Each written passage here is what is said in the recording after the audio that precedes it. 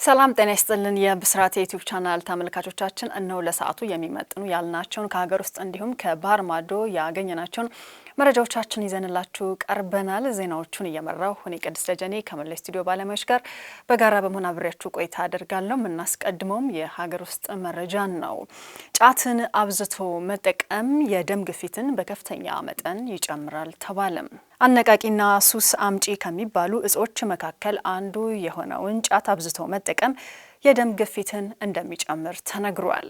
በአዲስ አበባ ዩኒቨርሲቲ የስነ ምግብ ሕክምና ባለሙያ ረዳት ፕሮፌሰር የሆኑት ዘላለም ደበበ ለብስራት ራዲዮ እንደተናገሩት በርካታ ሰዎች ጤናማ የአመጋገብና የአኗኗር ስርዓትን ባለመከተላቸው ተላላፊ ላልሆኑ በሽታዎች እየተጋለጡ ይገኛሉ። ሲጋራ ማጨስና አልኮልን አብዝቶ መጠቀም ከዋና ዋና አጋላጭ መንስኤዎች መካከልም ይጠቀሳሉ። በተጨማሪም ጫትን መጠቀም የምግብ ፍላጎትን ከመቀነስ ባለፈም በሂደት የደም ግፊትን በከፍተኛ መጠን በመጨመር በጤና ላይ ጉዳትን ያስከትላል ሲሉ ረዳት ፕሮፌሰር ዘላለም ጨምረው ለጣቢያችን አስረድተዋል። በአብዛኛው ጥቅም ላይ የሚውለው የጫት ክፍል ቅጠል በውስጡ በርካታ ኬሚካሎች እንዳሉትም ያስረዱት የስነ ምግብ ሕክምና ባለሙያ ይህም ሰዎች እንዲላለው ህመም ተጋላጭ እንዲሆኑ የማድረግ አቅም እንዳለው ጠቁመዋል። አሁን ላይ በርካታ ወጣቶችም ጫትን እንደሚጠቀሙ የተናገሩ ሲሆን ከሴቶች ይልቅም ወንዶች በይበልጥ ተጠቃሚ መሆናቸውን ገልጸዋል። ይህም እንደ ቡና፣ ስኳር፣ ለስላሳ መጠጦችን እንዲጠቀሙ ከማድረጉ ባሻገርም እንደ ሲጋራ ማጨስ ያሉ ጎጂ ባህሪያቶች እንዲያምሩም ያደርጋቸዋል ሲሉም አስረድተዋል። በዚህም የተነሳ ለሌሎች የጤና እክል ጭምር ሊያጋልጣቸው እንደሚችል የተገለጸ ሲሆን ህብረተሰቡ ስለ ጉዳዩ በቂ ግንዛቤ እንዲኖረው በሚመለከተው አካል በኩል የማስተማር ስራዎች መሰራትም ይገባቸዋል ሲሉም አሳስበዋል።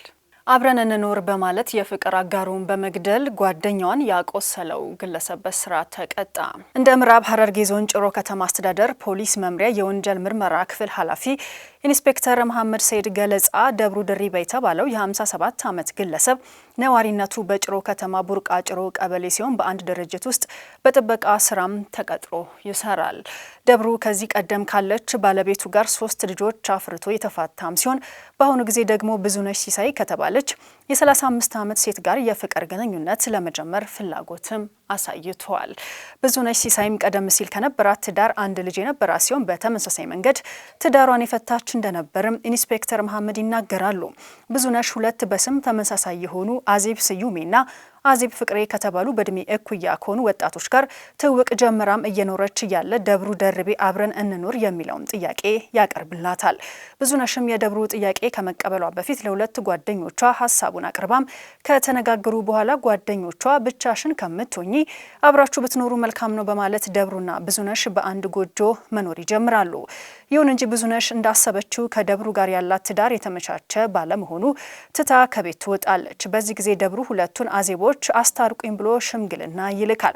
የብዙነሽ ጓደኞች ለማስታረቅ ሙከራ ቢያደርጉም ብዙነሽ በገጠማት የጤና እክልም ትታመማለች። ደብሩ ግን ታማ አይደለም አውቃ ነው በሚል ነሐሴ 12 ቀን 2017 ዓ.ም ከቀኑ 10 ሰዓት ተኩል ላይ ለድርጅት ጥበቃ የተሰጠውን የጦር መሳሪያ በመያዝ ታማ የተኛችውን ብዙነሽ ሲሳይን በአንድ ጥይት መትቶ ህይወቷ እንዲያልፍ ያደርጋል። በመቀጠልም በተመሳሳይ ቀንና ሰዓት አዜብ ስዩሜ የተባለችውን የብዙነሽ ጓደኛ የምትሰራበት ቦታ ላይ ተኩሶ ጉዳት ያደርስባትና ከስፍራው ይሰወራል። በዚህም አላበቃም። 3ኛ አዜብ ፍቅሬ የተባለች ጓደኛዋን ለጥበቃ በተሰጠው መሳሪያ ተኩሶ ለመምታት ሲል የጦር መሳሪያው ይነክሳል። በዚህ ጊዜ ጉዳት ሊደርስበት የነበረችው ሴት እየጮኸች የድረሱልኝ ጥሪ በማሰማት ስታመልጥም የጸጥታ አካላት ቀድሞ በተፈጸሙት ግድያና የግድያ ሙከራ ጉዳይ ክትትል ላይ በመሆናቸው ደብሩ ደርቤን በቁጥጥር ስርም ያውሉታል። ፖሊስ የሟች ብዙነሽ ሲሳይ አስከሬንን ለምርመራም ወደ ሆስፒታል በመላክም አዜብ ስዩሜን በፍጥነት ለሕክምና በመላክ ህይወቷን ሊያተርፍም ችሏል። ፖሊስ በተለያዩ ማስረጃዎች በአስከሬንና በተጎጂዋ የሕክምና ማስረጃ እንዲሁም ወንጀል በተፈጸመበት የጦር መሳሪያ ጭምር በማያያዝ የምርመራ መዝገቡን አጠናቆ ለአቃቤ ሕግ ይልካል። አቃቤ ሕግም ከፖሊስ የተላከውን የምርመራ መዝገብ ተመልክቶም በከባድ የሰው መግደል፣ የአካል ማጉደልና የመግደል ሙከራ በድርብ ወንጀል ክስ የመሰረተበት ሲሆን ክሱን ሲከታተል የቆየው የምዕራብ ሐረርጌ ዞን ከፍተኛ ፍርድ ቤትም ታህሳስ 3 ቀን 2018 ዓ.ም በዋለው ችሎት ተከሳሽ ደብሩ ደርቤ በ22 ዓመት እስራት እንዲቀጣ ወስኖበታል ሲሉ ኢንስፔክተር መሐመድ ሲሳይ ጨምረው ገልጸዋል። ዘገባው የምረት ታደሰ ነው። አሸዋ ጭኖ ሲጓዝ የነበረ የከባድ ጭነት ተሽከርካሪ ባደረሰው አደጋ የአንድ ቤተሰብ አባላት የሆኑ 4 ህጻናትና የአሽከርካሪው ሕይወት ማለፉ ተሰማ። የባሌ ዞን ዲንሾ ወረዳ ፖሊስ ጽሕፈት ቤት የትራፊክ ደህንነትና ቁጥጥር አስተባባሪ ምክትል ኢንስፔክተር ያሬድ ታደሰ ለብስራት ሬዲዮ እንደተናገሩት ታህሳስ 3 ቀን 2018 ዓ.ም ከቀኑ 11 ሰዓት ከ40 ደቂቃ ላይ አሸዋ የጫነ ከባድ ተሽከርካሪ ባደረሰው አደጋ የአንድ ቤተሰብ አባላት 4 ህጻናትና አሽከርካሪው ሕይወታቸው ማለፉን ገልጸዋል። የሰሌዳ ቁጥሩ ኮድ 352420 ኢቲ የሆነ ዩዲ የጭነት ከባድ ተሽከርካሪ ከአሶሳ ከተማ አሸዋ ጭኖ ወደ ባሌ ዲንሾ ወረዳ ሀዋ ቀበሌ በተባለ ስፍራ መንገዱን ስቶም የሰው ግቢ ውስጥ በመግባት 3 ወንድና 1 ሴት ልጅን ጨምሮ በአጠቃላይ 4 የአንድ ቤተሰብ ላይ ባደረሰው አደጋ አሽከርካሪውን ጨምሮ የ5 ሰው ሕይወትም ማለፉን ገልጸዋል። በዚህ አደጋም የአንድ ቤተሰብ አባል የሆኑ የ6 የ4 የ1 ዓመት ወንድ ልጅና የወንድም ልጅ የሆነች የ3 ዓመት ሴት ልጅ ተሰባስበው እየተጫወቱ እያለ ነው ተሽከርካሪው መንገዱን ስቶ ግቢ ውስጥ በመግባቱ አደጋው ሊደርስ የቻለው። ተሽከርካሪው መንገድ ላይ ከብቶችን የገጨም ሲሆን አደጋውን ከማድረሱ በፊት የፍሬን ችግር እንደገጠመው ምልክቶችን ሲያሳይ እንደነበር የገለጹት አስተባባሪው አሽከርካሪዎች በተቻለ መጠን የቴክኒክ ጉድለት ያለባቸውን አሽከርካሪዎችን ይዘው ለስራ ባይሰማሩ በማለትም ምክትል ኢንስፔክተር ያሬድ ታደሰ አሳስበዋል። ዘገባው የባልደረባችን ሰምሃር አለባቸው ነው። መረጃዎቻችን እንደቀጠሉ ናቸው። አሁን ደግሞ ከውጪ ወዳገኘናቸው ጉዳዮቻችን ነው የምናሳልፋችሁ። በአውስትራሊያ ጥቃት የፈጸሙ ግለሰቦች መኪና ውስጥ የአይኤስ ባንዲራዎች ተገኙ። በአውስትራሊያ ሲድኒ ከተማ ቦንዲ የባህር ዳርቻ አካባቢ በታጣቂዎች መኪና ውስጥ 2 የአይኤስ ባንዲራዎች መገኘታቸውን አንድ ከፍተኛ ባለስልጣን ለአውስትራሊያው ኤቢሲ ኒውስ ተናግረዋል። ከቦታው በተነሱ ምስሎች ባንዲራው በመኪናው ግርጌ ላይ ይታያል ሲልም ብሮድካስተሩ ዘግቧል። ከታጣቂዎቹ አንዱ የሆነው ናቪድ አክራም ከዚህ ቀደም በሲድኒ ከሚገኝ የአይኤስ የሽብር ቡድን ጋር ያለውን የጠበቀ ግንኙነትም በምርመራም ለመረዳት ተችሏል። የአውስትራሊያ ጠቅላይ ሚኒስትር አንቶኒ አልባኒሲ አክረም ለመጀመሪያም ጊዜ የባለስልጣኖችን ትኩረት ያገኘው በጥቅምት ወር 2019 ነው። ነገር ግን ግምገማ በተደረገበት ወቅት ምንም አይነት ቀጣይ ዛቻ ወይም ጥቃት ውስጥ እንደሚሳተፍም የሚያሳይ ምንም ምልክትም የለም ብለዋል። በተጨማሪም የአውስትራሊያው ኤቢሲ እንደዘገበው የጸረ ሽብር ፖሊሶች ሁለቱም ታጣቂዎች አክራምና አባቱ ሳጂድ ለአይኤስ አሸባሪ ቡድን ታማኝነታቸውንም አሳይተዋል። የቦንዲ የባህር ዳርቻ ጥቃትን ተከትሎም የአውስትራሊያ የቀድሞ ጠቅላይ ሚኒስትር ቶኒ አቦት ለሀገሬ የውርደት ቀን ነው ብለዋል።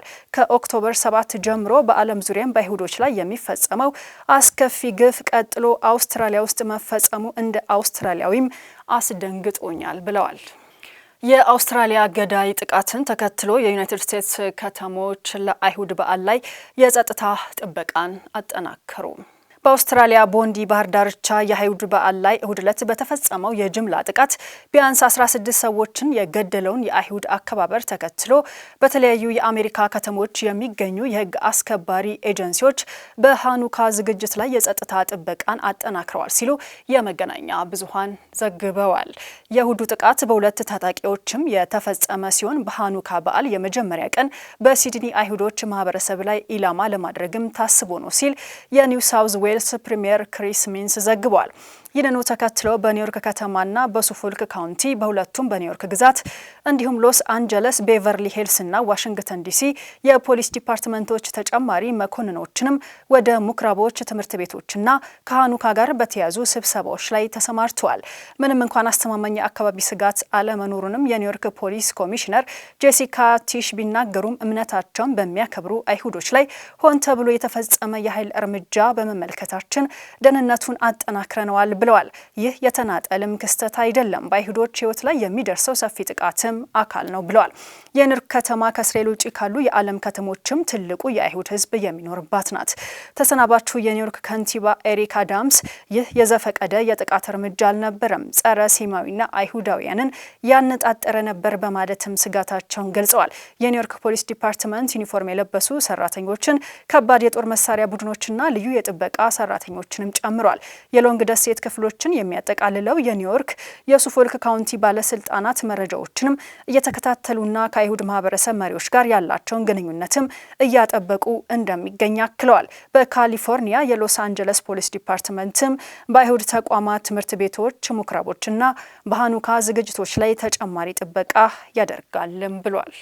ተመልካቾቻችን ለሰዓቱ ያዝናቸው መረጃዎቻችን እነዚህን ይመስሉ ነበር። ስለተከታተላችሁ እናመሰግናችኋለን። ዜናዎቹን እየመራው እኔ ቅድስት ደጀኔ ከመላው ስቱዲዮ ባለሙያዎች ጋር በጋራ በመናበራችሁ ቆይታ አደረኩኝ። በያላችሁበት መልካም እየተመኘው ሰናበታችኋለሁ።